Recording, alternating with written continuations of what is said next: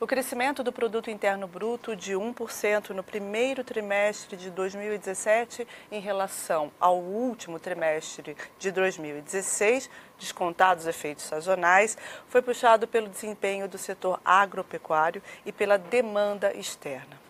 A demanda interna, por sua vez, o consumo das famílias e o investimento continuou em queda e com resultados piores do que os esperados.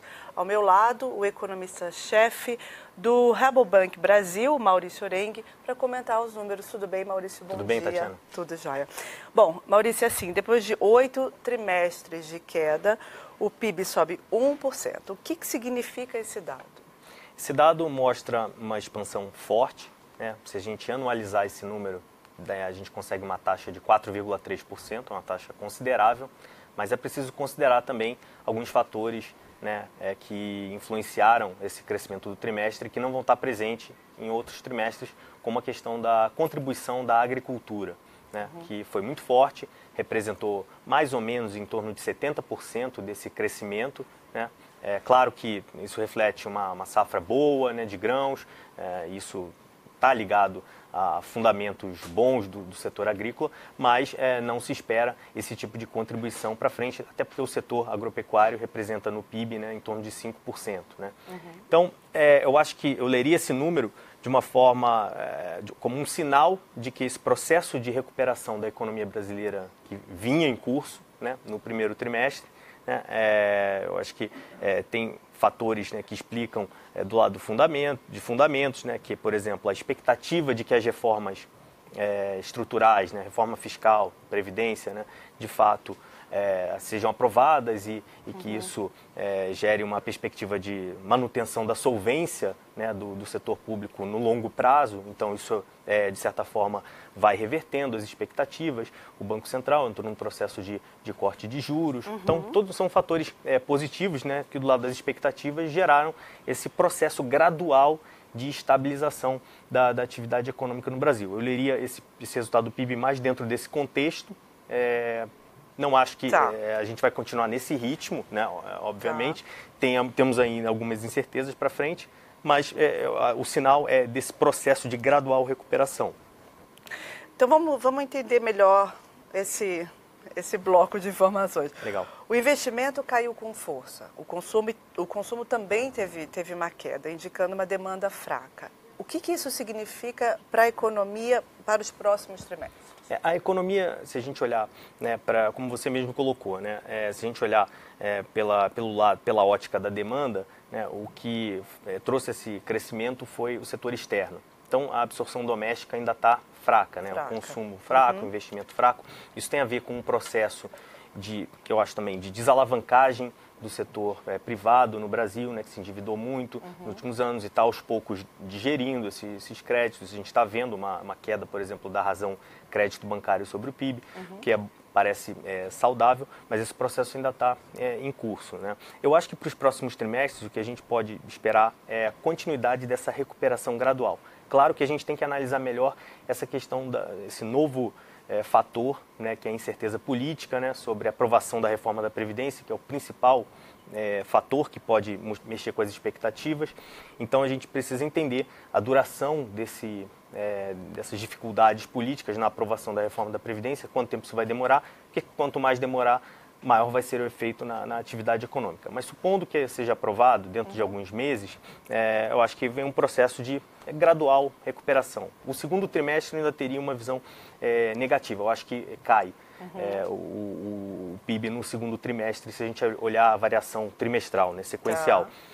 O terceiro trimestre já teria dados positivos, eu já estimo crescimento no terceiro e no quarto trimestre. Então, eu acho que está nessa linha de uma recuperação gradual também da demanda doméstica, consumo e investimento. Então, ainda dentro de trimestre, a avaliação, como é que fica a perspectiva para o próximo trimestre com a inclusão, ou seja, com a nova fase dessa crise política, O PIB deve ser negativo de novo? Eu já tinha uma expectativa de um PIB negativo devolvendo, parte por exemplo, a contribuição do setor agrícola, que não vai se repetir no segundo trimestre.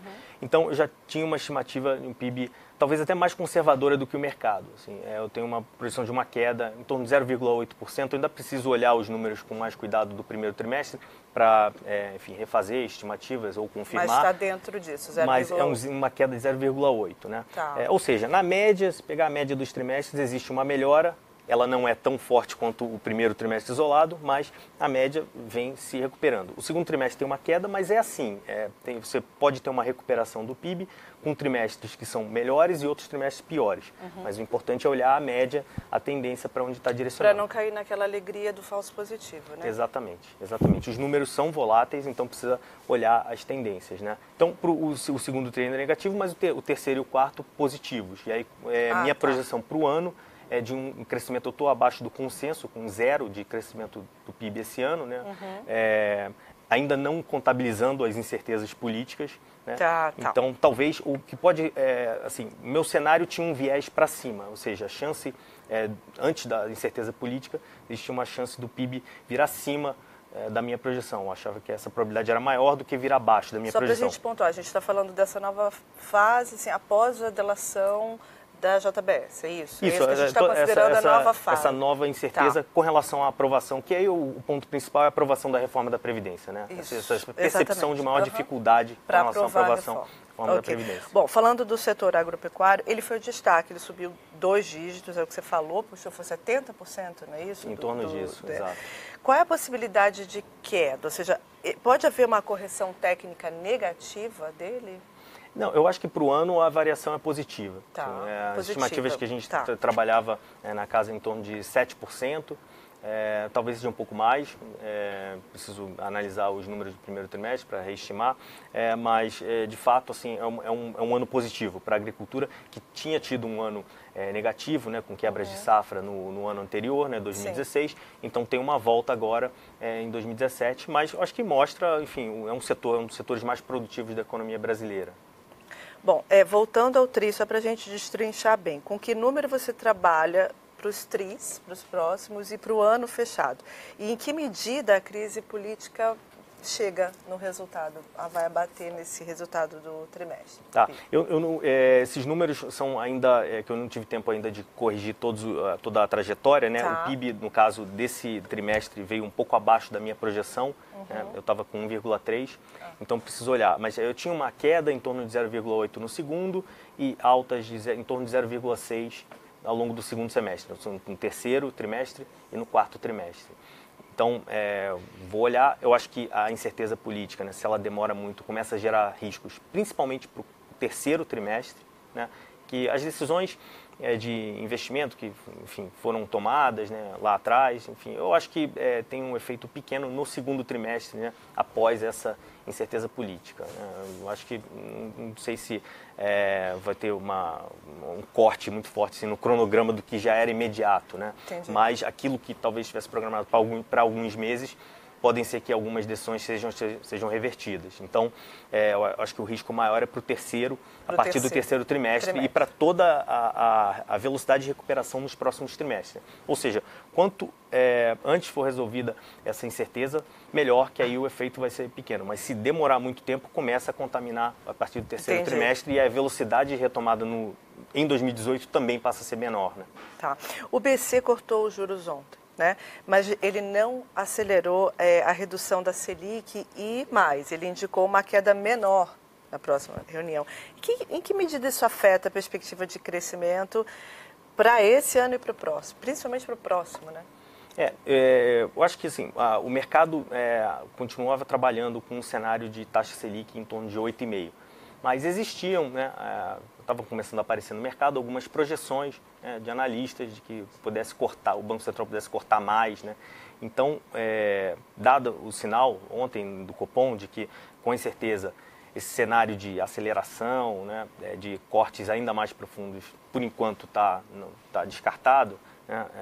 Então, isso diminui a chance da gente ter uma surpresa ainda maior para cima, né, nessa velocidade de retomada da economia, né? Então, talvez a capacidade, né, do BC de estimular a economia para 2018, eventualmente com efeitos também em 2019, fica mais limitada diante dessa incerteza, né, que trava um pouco esses cortes de juros do Copom.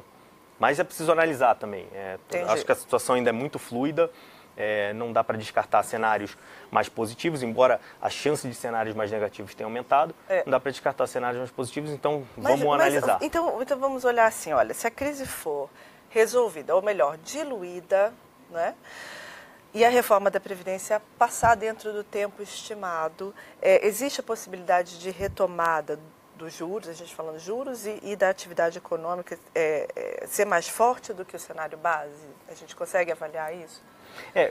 Por exemplo, em relação ao cenário base que eu vinha trabalhando, que é um crescimento de 2,5% em 2018, eu acho que a chance é relativamente limitada. Assim.